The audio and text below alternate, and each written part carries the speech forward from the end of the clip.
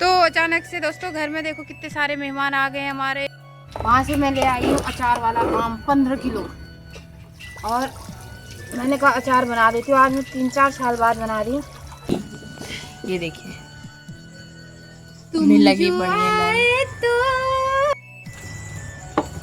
तो गाइस हमने जो आम लाए थे हमने तो दोस्तों आज यहाँ पे आम का बनेगा अचार। इसमें तो दोस्तों आज के ब्लॉग की शुरुआत करते हैं आम के खट्टे मीठे अचार के साथ। इसी के साथ शुरू भी करते हैं। हेलो हाय दोस्तों, नमस्कार प्रणाम, आप सभी का स्वागत है। कैसे हैं आप? आशा करती हूँ आप सभी अच्छे होंगे, स्वस्थ होंगे, मस्त होंगे, ज़बरदस्त होंगे। दोस्तों हम लोग भी सभी अच्छे हैं। तो दोस्तों ये देखिए आज बनाने वाली थी आम का अचार। इसमें मैंने रौनक और मम्मी को एकदम काम में जुटा दिया था। रौनक कह रहा था मुझे नहीं करना है क्योंकि मेरे को खेलना है क्रिकेट, तो मैंने थोड़ी हेल्प कर दो प्लीज़ नानी के साथ, फटाफट गुठलियाँ निकल जाएंगी और फिर मैं इसके बाद सारा आम अच्छे से साफ़ कर लूँगी, यानी धो लूँगी, क्योंकि मैं कटवा के लाई थी मार्केट से। अगर घर पे मैं आम का अचार बनाती हूँ तो पहले अच्छे से मैं आम को धो लेती हूँ, सुखा लेती हूँ, उसके बाद फिर मैं हल्दी नमक लगाती हूँ। बट यहाँ पे ऐसा नहीं हुआ। मैं गई थी मार्केट, मुझे ध्यान आया कि मुझे आम का अचार बनाना है, बहुत टाइम से सोचा था, तो मैंने कहा चलो आम लेके चली जाती हूँ घर में और अचार डाल लूँगी। लेकिन दोस्तों मेरे को इतना पता नहीं था, ये आम ना थोड़े पके पके आ गए। आम जब भी आप लो महीने के एंड में नहीं लेने चाहिए, जब आम ख़त्म होते हैं, जब आम आते हैं ना मार्केट में अचार वाले, जल्दी जल्दी से ले लेने चाहिए। अगले साल ये गलती मैं नहीं करूँगी, आप लोग भी मत करना, क्योंकि मैंने सोचा दिखने में तो अच्छे लग रहे हैं बट ये पक से गए थे। मेरी जो पड़ोस में वो पहले ही कहने लगी आप पके आम ले आए। बट दोस्तों इनके साथ मेरा इतना बुरा हुआ मैं क्या बताऊं। और यहाँ पे देखिए इतनी सारी गुठलियाँ निकल रही थी। मैं कह रही थी आम कम गुठलियाँ ज़्यादा निकल रही हैं इसमें तो, क्योंकि वहाँ से तो तोल के दे देते हैं। और फिर मैं उसके बाद यहाँ पे सारा धो लिया था, मैं वॉक करके आई, एकदम अंधेरा हो गया था, आम सूख गया था। मैंने सोचा अब इसमें नमक और हल्दी लगा देती हूँ। नमक हल्दी लगा के मैंने सोचा रात भर छोड़ दूँगी। मैं जब भी पहले अचार बनाती थी ना, मैं 2 दिन नमक हल्दी लगा के छोड़ देती थी, इतना बढ़िया अचार बनता था, 4-5 साल तक बहुत मस्त तरीके से टिक जाता था। लेकिन इस बार भी दोस्तों इसी तरह का कर रही थी, लेकिन दूसरे दिन सुबह ही सारा आम पक गया मेरा। इतना मेरा मूड ख़राब हो गया दोस्तों। मैंने ना जो अचार बनाया उसका ब्लॉग बिल्कुल भी शूट नहीं किया, क्योंकि मैं खुद परेशान थी। मैंने कहा मैं नहीं कर रही हूँ। और मेरा अलंकृत कह रहा था ब्लॉग शूट नहीं करोगी, मैंने कहा नहीं बेटा क्या शूट करूँ, मेरा मूड है बहुत ख़राब। जब मेरा मूड ख़राब होता है तो मैं खुद काम करने को मेरे को सही नहीं लगता, और फिर मैं आप लोगों को भी वैसी चीज़ें नहीं दिखाती हूँ। और मैंने यहाँ पे देखो सारा आम यहाँ पर टब में भर दिया था। उसके बाद मैं इसमें ऐड करने लगी थी नमक। नमक आप अपने टेस्ट के अकॉर्डिंग कर रहे हो, जैसा आपको टेस्ट चाहिए, कम ज़्यादा बाद में भी हम डाल सकते हैं, क्योंकि अगर नमक तेज़ हो जाता है ना फिर हम बाद में कुछ नहीं कर सकते हैं। उसके बाद फिर मैंने कहा चलो हल्दी भी ऐड कर देती हूँ। हल्दी भी मैंने मस्त तरीके से घर की हल्दी थी, मैं उसको लाई थी और मैंने उसको भी ऐड कर दिया। और फिर उसके बाद मैंने इसको ना रात भर छोड़ दिया। मैंने कहा रात भर छोड़ देती हूँ, पर दोस्तों इतना बुरा हुआ ना मेरे साथ, मैं क्या बताऊँ आपको। अब इसको कर देंगे एकदम मस्त तरीके से मिक्स। और इतनी गर्मी हो रही थी, पीछे देखो एकदम अंधेरा अंधेरा हो रहा है। और मेरा ब्लॉग शूट करने वाला था मेरा बेटा अलंकृत। अलंकृत ही मेरे ब्लॉग शूट करता है, मेरी हेल्प भी अलंकृत करता है, और हर चीज़ में। रौनक तो खाली पीछे से आके बैठ जाता है मेरा। अभी वो छोटा भी है, कोई बात नहीं, जब थोड़ा बड़ा हो जाएगा वो भी मेरा ब्लॉग शूट करेगा। और यहाँ पे देखो मैं एकदम ऐड बिल्कुल मस्त तरीके से इसमें ऐड कर रही थी, और इतनी गर्मी हो रही थी ना दोस्तों क्या ही बताऊँ।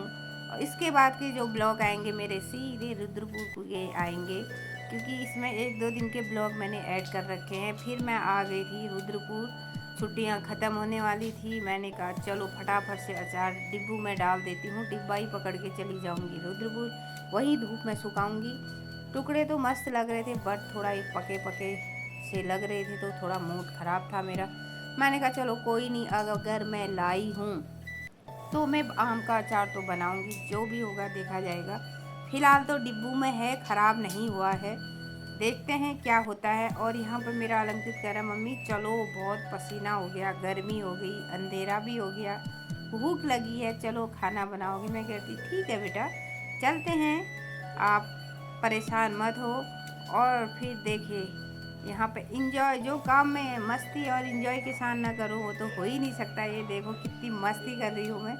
गर्मी तो बहुत थी बट इंजॉय करना मेरा काम है, क्योंकि कंचू मेरा नाम है दोस्तों।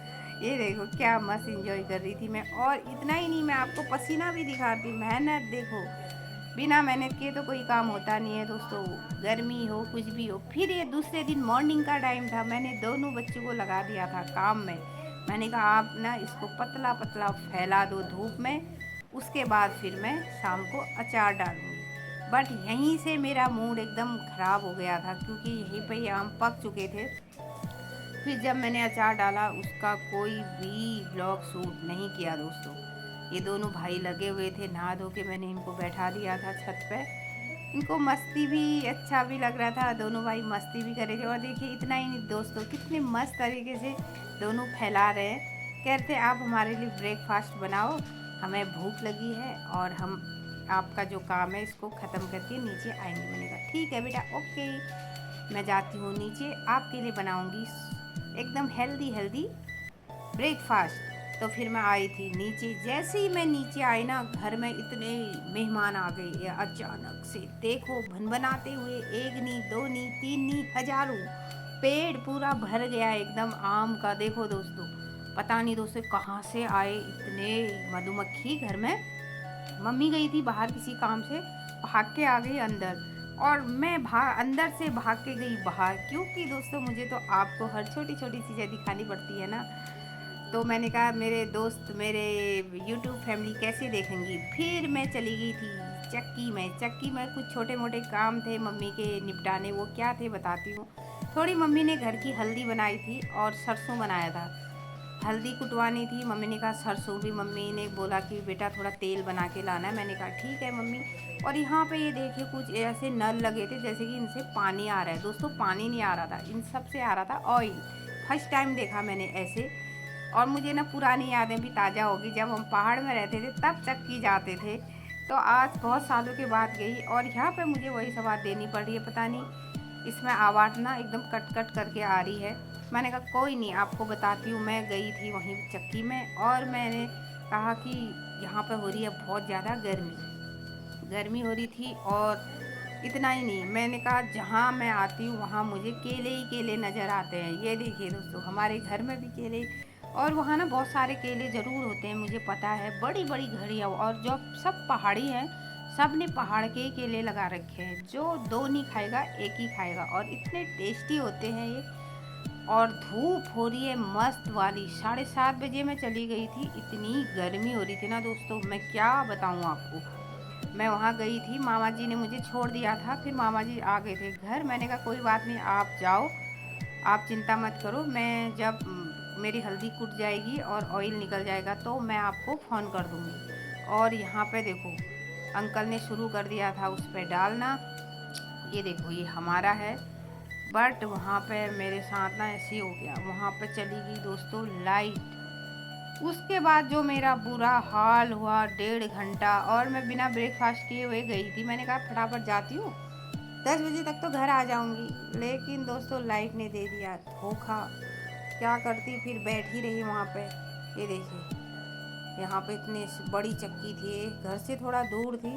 अब तो मैं जा सकती हूँ कभी अकेले भी वहाँ पे, और मस्त तरीके से मैं वहाँ पे आप ब्लॉग शूट कर रही थी। बट ये पता नहीं आवाज़ ना कट कट सी आ रही थी, इसलिए मैंने वही सवार दी है इसमें दोस्तों। और फिर उसके बाद वहाँ पे मैं इंतज़ार करती रही। इंतज़ार का फल होता है मीठा दोस्तों। अगर घर आ जाती फिर दोबारा जाने का मन नहीं करता, क्योंकि गर्मी काफ़ी थी। तो फिर मैं बैठी रही वहाँ पे। और उसके बाद फिर जब मेरा काम हो गया डन, फिर मैंने बुलाया मामा जी को। जब लाइट आ गई थी फिर मामा जी आए और मुझे वहाँ से घर ले आए। घर आने के बाद फिर 12 बज गया था दोस्तों, 12 या 12:30 बज गए थे। और फिर मैंने घर आके मम्मी ने बनाया था मस्त वाला खाना। ये देखिए यहाँ पे ऑयल हो गया मेरा कंप्लीट, और मैं आपको दिखा रही हूँ। इतना ऑयल हुआ, बहुत है इतना। घर का ऑयल ना बालों में लगाने को, मालिश वालिश करने के लिए तो बहुत अच्छा होता है। और सब्जी भी बना लो जिसके पास ज़्यादा है। और फिर उसके बाद सीधे शाम को ब्लॉग शूट किया। मस्त सनसेट हो रहा था दोस्तों, देखिए। हा पहाड़ों के बीच में। मैंने कहा थोड़ा ये सीन आपको दिखाते हैं और इस ब्लॉग को एंड भी यहीं पे करते हैं। मिलूंगी एक और नए ब्लॉग के साथ। अब जो ब्लॉग आएगा सीधे आएगा रुद्रपुर का। तब तक के लिए बाय बाय। स्वस्थ रहिए, मस्त रहिए, अपना ध्यान रखिए दोस्तों। बाय।